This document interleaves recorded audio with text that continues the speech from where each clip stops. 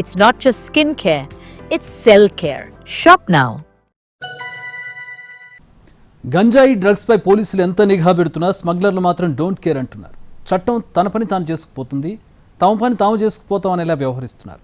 ఇక్కడ గంజాయి విపరీతంగా దొరుకుతున్న కస్టమర్ల కోసం విదేశాల నుంచి కూడా టాప్ రేటెడ్ గంజాయిని తీసుకొస్తున్నారు. అలా విమానంలో గంజాయి తెచ్చిన మహిళ పోలీసులకు చిక్కింది. మరోవైపు ధూల్పేట్ స్మగ్లర్లు రూట్ మార్చి గంజాయి బదులుగా డ్రగ్ పెడ్లింగ్ చేస్తున్నారు. హైదరాబాద్ శంషాబాద్ ఎయిర్పోర్టుకు ఓ మహిళ గంజాయి బ్యాగ్తో దిగింది. మహిళ తీరుపై అనుమానం వచ్చిన డైరెక్టర్ రెవెన్యూ ఇంటెలిజెన్స్ డిఆర్ఐ అధికారులు తనిఖీలు చేశారు. దీంతో ఆమె ట్రాలీ బ్యాగుల్లో 20 ప్యాకెట్ల గంజాయి లభ్యమయ్యింది. అదేంటి, మన దగ్గరే గంజాయి విపరీతంగా లభ్యమవుతున్నా ఆమె విదేశాల నుంచి గంజాయి తీసుకురావడమేంటి అనుకుంటున్నారా? ఆమె తెచ్చింది సాదాసీదా గంజాయి కాదు, దాన్ని హైడ్రోఫోనిక్ గంజాయి అంటారు. ఇది కేవలం సముద్రంలోనే పండుతుంది. సింగపూర్, మలేషియా లాంటి ప్రాంతాల్లోనే ఇది దొరుకుతుంది. దీని స్పెషాలిటీ కూడా వేరుగా ఉంటుంది.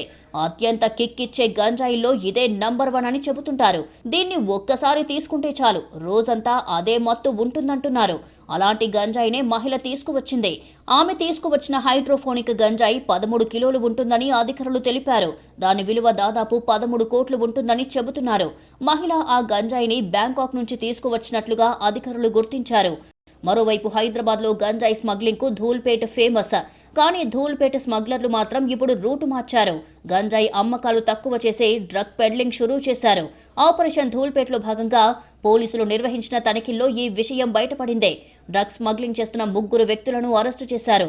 వారి వద్ద నుంచి కేజీ 500 గ్రాముల గంజాయితో పాటు 5 జెల్లీ ఎల్సీడీ, 0.11 గ్రాముల డోర్స్, 12.2 గ్రాముల ఎండీఎంఏ డ్రగ్స్ ను స్వాధీనం చేసుకున్నారు.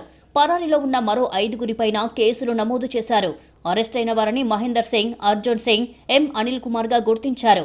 హరివంశ్ శర్మ, జోడి కృష్ణ, సాజిల్, సుమిత, శ్రీధర్ సావెంట్, రోహిత్ పరారీలో ఉన్నట్లు పోలీసులు చెబుతున్నారు.